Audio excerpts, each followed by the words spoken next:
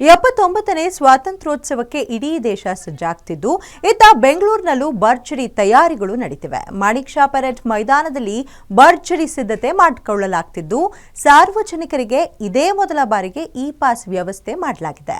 ಪೊಲೀಸರ ಬಿಗಿ ಭದ್ರತೆಯಲ್ಲಿ ಎಲ್ಲಾ ರೀತಿಯ ತಯಾರಿ ಮಾಡಲಾಗ್ತಿದೆ. ಆ ಕುರಿತಾದಂತಹ ಕಂಪ್ಲೀಟ್ ರಿಪೋರ್ಟ್ ಇಲ್ಲಿದೆ.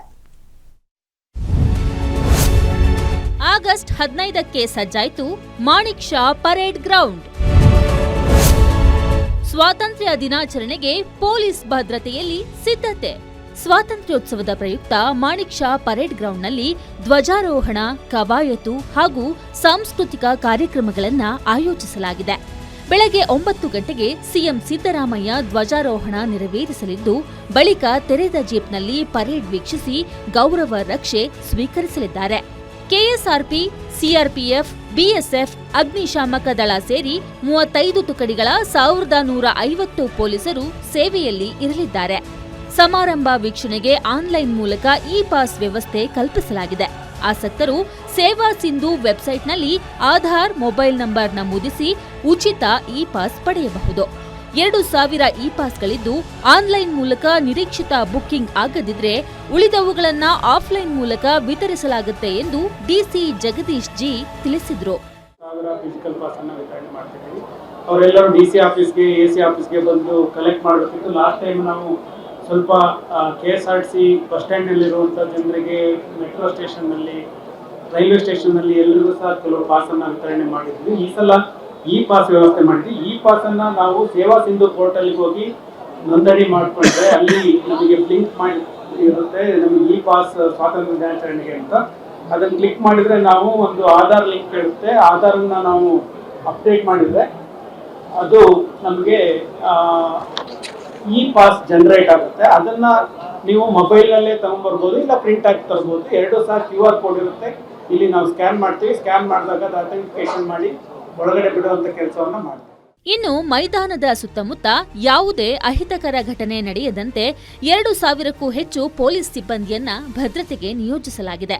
ಮೈದಾನದ ಸುತ್ತ ಈಗಾಗಲೇ 500 ಸಿಸಿಟಿವಿ, 100 ಸಿಸಿಟಿವಿ ಹೆಚ್ಚುವರಿಯಾಗಿ 2 ಬ್ಯಾಗೇಜ್ ಸ್ಕ್ಯಾನರ್ಗಳನ್ನು ಅಳವಡಿಸಲಾಗಿದೆ.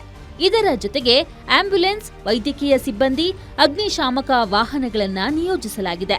ಇ ಪಾಸ್ ಹೊಂದಿರುವವರು ಮಣಿಪಾಲ್ ಸೆಂಟರ್ ಕಡೆಯಿಂದ ಕಬ್ಬನ್ ರಸ್ತೆ ಮೂಲಕ ಗೇಟ್ ನಂಬರ್ 5ರಲ್ಲಿ ಆಗಮಿಸಬೇಕು.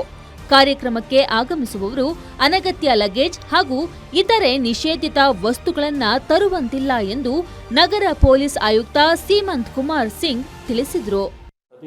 ಪ್ರತಿ ವರ್ಷ ನಾವು ಮಾಡ್ತೀವಿ, ಆದರೆ ಈ ವರ್ಷ ಇನ್ನು ವಿಶೇಷವಾಗಿ ನಾವು CCTV ಇರಲಿ ಅಥವಾ ನಮ್ಮ ಮೆಟಲ್ ಡಿಟೆಕ್ಟರ್ಸ್ ಇರಲಿ ಅಥವಾ ನಮ್ಮ ಆ್ಯಂಟಿ ಸಬಡಾ ಚೆಕ್, ಡಾಗ್ ಸ್ಕ್ವಾಡ್, ಟ್ರಾಫಿಕ್ ವ್ಯವಸ್ಥೆ, ಲಾ ಆ್ಯಂಡ್ ಆರ್ಡರ್ ಪ್ರತಿಯೊಂದು ವಿಷಯ ಬಗ್ಗೆ ನಾವು ಸ್ಪೆಷಲ್ ಗಮನ ಇಟ್ಟು ಆಯಾ ಸೆಕ್ಟರ್ ವೈಸ್ ನಾವು ಬಂದೋಬಸ್ತ್ ಮಾಡ್ಕೊಂಡಿದ್ದೀವಿ. ಅದು ನಮ್ಮ ಪ್ರೆಸ್ ಮೀಟ್ ಆದಮೇಲೆ ನಮ್ಮ ಪೊಲೀಸ್ ಅವ್ರದ್ದು ಬ್ರೀಫಿಂಗ್ ಇರ್ತದೆ.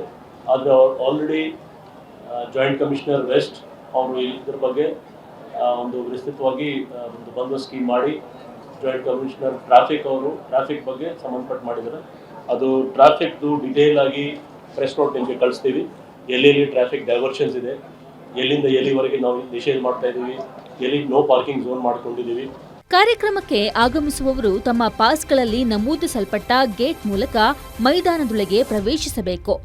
ಆಗಸ್ಟ್ 15ರಂದು ಬೆಳಿಗ್ಗೆ 8 ಗಂಟೆಯಿಂದ 11ರವರೆಗೆ ಕಬ್ಬನ್ ರಸ್ತೆಯ BRV ಜಂಕ್ಷನ್ನಿಂದ ಕಾಮರಾಜ ರಸ್ತೆ ಜಂಕ್ಷನ್ವರೆಗೆ ವಾಹನಗಳ ಸಂಚಾರಕ್ಕೆ ನಿರ್ಬಂಧವಿರುತ್ತದೆ. ಸಾರ್ವಜನಿಕರು ಆದಷ್ಟು BMTC ಮೆಟ್ರೋ ಬಳಸುವಂತೆ ಪೊಲೀಸರು ಮನವಿ ಮಾಡಿದ್ದಾರೆ. ಕೆಲ ಕಡೆಗಳಲ್ಲಿ ವಾಹನ ನಿಲುಗಡೆ ನಿಷೇಧಿಸಲಾಗಿದೆ. ಅನಿಲ್ ಕುಂಬ್ಳೆ ವೃತ್ತದಿಂದ ಶಿವಾಜಿನಗರ ಬಸ್ ನಿಲ್ದಾಣ, ಕಬ್ಬನ್ ರಸ್ತೆಯ CTO ವೃತ್ತದಿಂದ